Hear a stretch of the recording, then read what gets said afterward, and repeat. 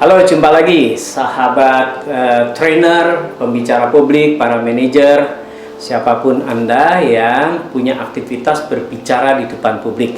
Saya mau share 10 teknik atau tips public speaking. Oke, ini agak panjang namun saya jamin worth it. Jadi stay tune ya.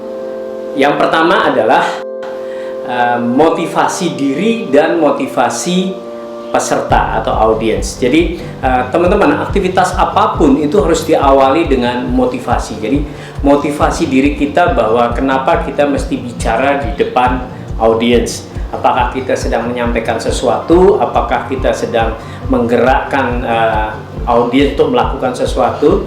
Jadi motivasilah diri Anda dari berbagai aspek spiritual, bahwa apa yang Anda sampaikan ini akan bermanfaat, menjadi ilmu yang terus mengalir pahalanya walaupun darah Anda tidak mengalir lagi ya. Bisa dari motivasi finansial karena Anda bisa mendapatkan income dari Anda training, pembicara, seminar dan sebagainya. Anda harus motivasikan itu ke diri Anda. Nah, ketika Anda sudah terbakar, sudah menyala untuk sharing dengan audiens, maka tahap pertama pun ketika Anda naik panggung adalah motivasi mereka ya, supaya mereka bersemangat, antusias dalam belajar. Nah, teknik-teknik motivasinya tentu macam-macam ya. Apa manfaatnya belajar, apa manfaatnya mendengar itu, apa Anda apresiasi mereka. Intinya adalah mereka harus memiliki motivasi yang kuat. Jadi awal-awal teman-teman sebelum berbicara mengenai tema dari sesi Anda harus pastikan bahwa orang-orang itu begitu antusias, begitu penasaran, dan dia yakin bahwa waktu yang diinvestasikan akan bermanfaat bagi hidup, bagi pekerjaannya, bagi karirnya. Jadi ya, nomor satu adalah motivasi diri dan audiens. Nomor dua ini adalah riset teman-teman. Jadi kita tidak boleh sebagai pembicara publik, trainer maupun pembicara seminar asal ngomong saja, nanti bisa salah gitu. Jadi kita harus research ya. Jadi paling tidak research audience, research industrinya, research bisnisnya kalau Anda diundang oleh sebuah perusahaan ya. Jadi kalau Anda diundang sebuah perusahaan kontraktor, itu akan beda ketika Anda bicara di perusahaan kosmetik, perusahaan misalnya BUMN atau pemerintahan. Jadi benar-benar riset ini yang mengundang kita ini kliennya seperti apa gitu ya, bisnisnya seperti apa, kemudian riset audiennya, pesertanya siapa, level apa, kemudian isunya apa ya isunya dari sesi Anda itu. Tanpa riset teman-teman itu bisa banyak efek negatifnya ya. Anda bisa salah memilih kata-kata, salah memilih diksi, salah memilih contoh, salah motivasi ya, banyak hal bisa terjadi salah karena Anda tidak tahu lapangannya. Jadi riset itu jadi kata kunci, walaupun risetnya tidak mesti sangat serius gitu ya, tapi Anda harus tahu. Anda riset bisa melalui tanya-tanya, interview, meeting, atau browsing ke website dia, kemudian cari tema-tema yang berhubungan dengan bisnis dia, dengan tema yang akan dibahas. Jadi kalau Anda misalnya ngajar salesnya, ini sales jualan apa ya gitu. Kalau jualannya home appliances, kompor, mesin cuci gitu, kemudian yang di kepala Anda adalah lipstick, bedak tabur, itu akan miss kan. Jadi benar-benar teman-teman, riset akan menjadi hal yang menyelamatkan Anda ya. Anda akan dipandang, oh ini orang tahu ya, oh ini orang serius nih dalam memberi sesi karena melakukan riset cukup mendalam. Oke. Yang ketiga adalah conditioning. Teman-teman, otak manusia ini kan sibuk banget ya, apalagi sekarang zaman gadget. Mereka pakai handphone, smartphone, lagi WA nama siapa, lagi punya masalah apa ya, artinya beda semua peserta itu. Jadi wajib kita membuat conditioning agar sesi Anda itu mereka sudah siap, mereka sudah fokus, mereka sudah tertarik untuk mengikuti sampai akhir gitu. Kan dikondisikan untuk belajar, dikondisikan untuk fokus ya, macam-macam sebenarnya conditioning ya. Bisa Anda bikin opening, pembahasannya, kemudian apresiasi, termasuk ya ruangan dan segala macam, itu bisa dijadikan conditioning untuk lebih kondusif ya. Oh iya ya teman-teman, bagi teman-teman yang nonton video ini sampai akhir, like, share, dan subscribe, saya akan kasih hadiah buku ya, ebook, berbentuk ebook, Creating Hahaha ya. Jadi teman-teman silahkan kasih komen yang positif, like, kemudian share, kemudian satu lagi apa tadi? Subscribe ya. Nanti teman-teman bisa WA ke nomor saya 0813 1080 2369 ya. Langsung saya kasih linknya untuk download buku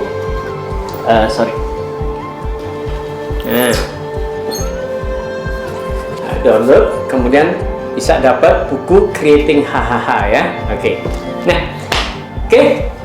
Nah, yang nomor 4 teman-teman, yang nomor 4 dalam public speaking ataupun training ataupun seminar tentunya konten ya teman-teman, konten. Jadi konten ini sebaiknya adalah konten yang strong, yang kuat, yang punya impact yang kuat, yang bisa menghasilkan result. Nah, macam-macam dalam membuat konten, tentunya Anda bisa pikirkan hal-hal yang bisa menjadi bahan yang menarik ya. Misalnya formulating, memformulasikan segala sesuatu sehingga mudah dicerna ya. Sharing fakta ya, contoh, kemudian analogi, itu adalah tools-tools yang membuat konten Anda menjadi strong ya.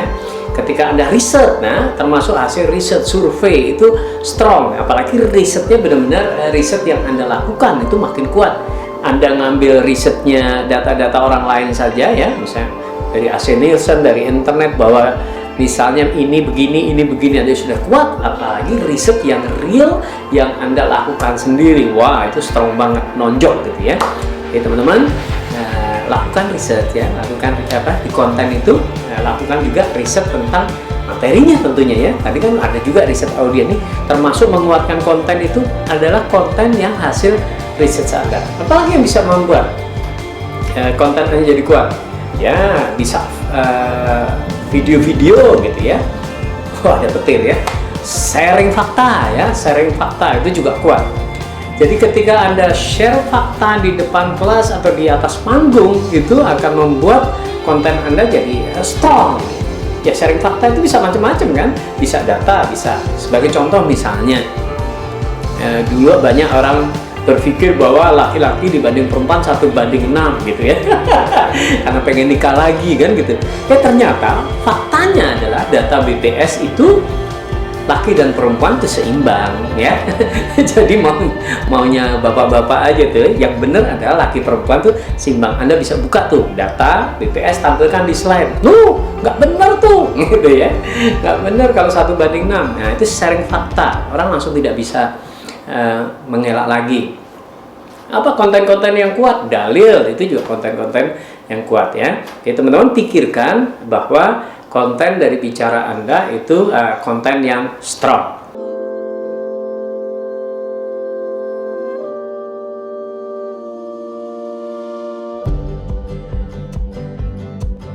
Nomor 5. Nah, nomor 5 adalah delivery teman-teman. Bagaimana mendeliver pidato Anda, ceramah Anda, training Anda. Nah, mendeliver tentu ilmunya banyak sekali ya, macam-macam. Tapi intinya ketika deliverynya Anda itu biasa-biasa saja, ya tentu hasilnya biasa-biasa saja. Tapi ketika Anda mendeliver dengan baik, maka impactnya juga akan baik. Ya, yang pertama antusiasmenya, semangatnya, kemudian gerak tubuh ya, desain slide, kemudian humor, teknik-teknik yang misalnya pemilihan diksi ya, membuat kalimat-kalimat yang emotional language yang menyentuh, itu adalah delivery. Kontemplasi ya, itu juga delivery. Jadi teman-teman, kan tujuannya adalah dalam training atau pidato atau Anda ketika sedang ceramah adalah menyampaikan ide Anda. Apakah ide itu tersampaikan? Kalau tersampaikan, delivery-nya bagus. Apakah ketika Anda ingin merubah seseorang, orang itu jadi berubah? Jadi bagus. Anda ingin menyemangati orang? Nah, delivery. Jadi teman-teman perhatikan bagaimana mendeliver training.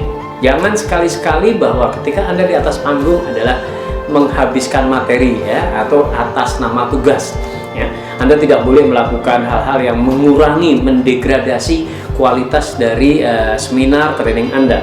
Ya, misalnya ada contoh, wah sebenarnya saya ini belum siap, nggak boleh coret ya. Sebenarnya tadi malam saya baru nyampe dari luar negeri, nggak boleh ya. Anda naik di atas panggung, itu artinya audiens sudah berharap Anda itu optimal, full, maksimal, perfect. Jadi ngapain mereka datang ke seminar Anda, datang mendengarkan Anda sendiri tidak siap, itu pasti akan kesel ya. Makanya termasuk saya ini kalau suruh menggantikan pembicara lain, saya kalau bisa nolak gitu ya, pelan-pelan saya nolak. Kenapa? Karena bisa jadi kita menghadapi angry customer kan ya. Gantikan pembicara nih, pembicaranya udah pembicara top gitu ya. Kemudian adminnya nelpon saya, Pak Hari bisa gantikan Pak X gak gitu. Waduh, seandainya saya terima, bisa jadi ekspektasi customer kan jadi beda, dia bisa marah. Saya tanya nih, audien tahu nggak kalau pembicaranya Pak X? Oh iya sudah tahu. Wah, udah angkat tangan ya. Walaupun dibayar berapa, karena itu akan merusak ya satu nama kita, kualitas. Kadang-kadang kita bagus saja, ketika ekspektasi orang sudah ke Pak A, ke Pak B bisa salah ya. Nomor 6 adalah storytelling ya, storytelling. Jadi sekarang storytelling itu sangat kuat ya teman-teman, harus bisa menyampaikan cerita dengan baik, menyampaikan sesuatu pun termasuk storytelling. Banyak pertanyaan yang bisa dijawab dengan storytelling gitu ya. Orang bertanya sesuatu, Anda punya kisah, Anda ceritakan, kemudian orang itu oh iya Nah, kepala manusia ini kan tidak tahu mana yang fiktif, mana yang real gitu ya. Tapi ketika kita kisahkan aja, seakan-akan itu bisa menjadi jawaban gitu. Nah, walaupun itu berupa kayak dongeng pun, bahkan fabel ya, dongeng binatang bisa menjadi jawabannya. Entah itu tentang kejujuran, entah itu tentang disiplin, entah itu tentang kreativitas, entah itu cara mencari solusi. Oke, jadi memang harus berlatih untuk menceritakan sesuatu ya, dengan runtut, ngatur depan belakang seperti apa, ngatur punchline-nya seperti apa, itu ada seninya sendiri ya. Jadi teman-teman wajib tuh ketika Anda menjadi pembicara maupun trainer, Anda harus pelajari itu mengenai storytelling, karena storytelling itu benar-benar langsung masuk ke bawah sadar tuh kalau memang story-nya bagus ya. Storytelling itu ada dari hal story-nya sendiri, dua how to-nya ya, bagaimana teman-teman menceritakannya itu. Ya, itu termasuk dalam pemilihan kalimat, gerak tubuh, gestur, ekspresi. Komplit di situ ya. Nomor 7 ya. Nah, ini intinya teman-teman. Dalam training, seminar, public speaking itu mau ngapain sih gitu ya? Kan kira-kira gitu ya. Nah, yang paling top itu adalah nomor 7 ini ya, provide solution. Jadi, ketika Anda mampu memberikan solusi atas permasalahan audiens, mampu memberi solusi atas permasalahan klien, mampu memberi solusi, maka itu adalah public speaking yang bagus. Ya, orang susah melakukan penjualan, Anda kasih solusi. Gini loh cara berjualan. Orang susah nih membangun bisnis masa pandemi, Anda bisa ngasih solusi. Oke ya. Orang berantem terus, oh ini kasih solusi. Orang konfliknya tinggi, ini kasih solusi. Ya. Termasuk, aduh gimana nih kalau saya pilkada pengen dapat suara, Anda diundang untuk bicara, Anda kasih solusi. Nah, ketika dia, ini dia nih solusinya, itu bisa ngalahin yang lain-lain ya. Anda bayangkan kan kalau ada orang yang bisa membuat satu butir kedelai menjadi 1 ton tempe dan tahu, ya orang mungkin deliverynya jelek, tapi itu solusi banget gitu kan. Akhirnya orang juga akan dengar ya. Nomor 8 teman-teman, logistiknya ya. Logistik dalam arti ya tata panggungnya, layout ruangannya, mikrofon, koneksi internet. Kalau dalam acara itu Anda pidato butuh browsing ya, notebook, laptop ke LCD dan segala macam. Nah, itu adalah logistik, termasuk di dalamnya makan, kopi ya. Kalau Anda sebagai panitia, misalnya trainer sekaligus menyelenggarakan, ya perhatikan tuh kopi, makan siang, free chat, spidol, itu namanya logistik. Jadi usahakan semakin keren logistiknya ya tentu, atau cocok lah ya, cocok dengan audiens dan suasana logistik Anda, maka itu akan menunjang public speaking Anda ya. Logistik tadi jarang diungkap ya. Nah, Anda kebayang nggak? Ketika Anda bicara di depan 6.000 orang, mikrofonnya nggak bagus, wah udah. Biasanya kan mikrofonnya bagus, suara jelek pun bisa berani nyanyi, gitu kan? Kalau mikrofonnya aja nggak memadai, waduh, nggak bisa nge-grab. Itu penting banget ya. Saya pernah merasakan tuh di depan 600 orang, mic-nya aja pecah-pecah gitu, pak. Waduh, itu jadi mengganggu banget ya. Tapi ketika mic-nya bagus, wah, nyanyi aja rasanya merdu gitu. Dan itu powerful, apalagi ketika Anda menggunakan kalimat-kalimat yang pakai patternnya hipnosis gitu. Wah, kontemplasi mantap. Pas closing untuk membuat orang terbakar dan mantap, gemes. Ya, jadi perhatikan logistik, jangan pernah abaikan itu ya, karena kualitas Anda bisa dipengaruhi oleh logistik termasuk mic ya. Makanya Agnes Monica bawa mic sendiri gitu. Jadi beda merek, beda kualitas, itu bisa beda ya teman-teman. Yang ke-9 adalah closing. Nah, closing ini kan kayak bungkusnya. Jadi ketika Anda public speaking, persiapkan closing yang bagus. Anda mau landing dalam suasana terbakar, mau landing dalam suasana tertawa atau fun, itu monggo. Tapi Anda harus desain nih, wah ini kayaknya closingnya dibikin endingnya fun, karena kita cuma bicara katakanlah 20 menit ya, dengan closing yang humornya tinggi ya. Jadi begitu Anda terima kasih itu orang ngakak gitu ya, Anda pulang itu dikenang-kenang. Atau Anda pengen orang itu jadi gemes, closingnya dengan ending menangis bercucuran, ya bisa saja ya. Berarti ini pas closing Anda setelkan background lagu Kitaro, kemudian Anda kasih pidato semi kontemplatif ya. Nah, closing itu intinya teman-teman harusnya sih call to action gitu ya. Call to action, mau ngapain nih setelah ini? Kalau ini training sales ya dia melakukan action plan-nya apa. Kalau ini motivasi, orang itu langsung bersemangat untuk melakukan sesuatu. Kalau itu misalnya training seperti trainer gitu ya langsung gemes gitu ya. Wah, saya mau bikin slide yang kayak gini, saya mau bikin materi kayak gini, saya nanti kalau di panggung seperti ini. Nah, itu call to action. Kalau Anda trainingnya business opportunity, ya oke, langsung sign business, misalnya mau jadi dealer dan segala macam. Atau Anda misalnya bicaranya ternyata pidato jualan, ya berarti langsung closing di situ ya, supaya orang datang atau orang beli produk Anda atau orang bergabung gitu ya. Yang terakhir nih, karena ini tip nomor 10 ya. Tip nomor 10 yaitu belajar. Jadi teman-teman terus belajar ya, karena tugas trainer itu tidak cuma mengajar, belajar dan mengajar. Jadi orang yang tidak belajar kehilangan haknya untuk mengajar kan ya. Jadi kalau orang udah berhenti belajar, lu berubah terus. Anda bayangkan ketika pandemi ya, ada COVID, orang sudah nggak bisa di atas panggung, nggak bisa ketemu secara offline. Akhirnya orang pidato di depan kamera ya, jadi harus belajar. Waduh, saya harus belajar nih natapnya ke kamera, itu belajar. Wah, saya harus belajar nih misalnya Zoom seperti apa. Maka teman-teman, saya sampai upload juga teknik-teknik Zoom, bagaimana mengombine dengan Menti, Kahoot, bagaimana breakout room, bagaimana ya macam-macam ya, kita harus explore terus. Karena itu jadi tool kita, jadi biar nggak gagap kalau ada perubahan ya, termasuk dalamnya mungkin, waduh kalau mau pakai OBS gimana ya, kita pelajari software-software yang berhubungan dengan itu. Jadi belajar terus mengenai tema pidato Anda, ceramah Anda, bahkan caranya ya, bahkan juga teknologinya ya, karena kalau Anda fluent, jago ngoprek, mau ngoprek saja itu juga akan beda. Bahkan software handphone aja bisa membuat slide Anda mempesona kan ya. Nah, makanya salah satu kalau Anda pengen belajar humor, silahkan download nanti ya, saya kasih buku Creating Hahaha. Oke, jangan lupa tadi subscribe, like, komen, dan share ya. Jadi gini ya, bukti share-nya bisa dikirim ke 0813 10 80 2369 ya. Oke teman-teman, mudah-mudahan bermanfaat. Silahkan latih semuanya, banyak aspek itu, tapi paling tidak 10 tadi.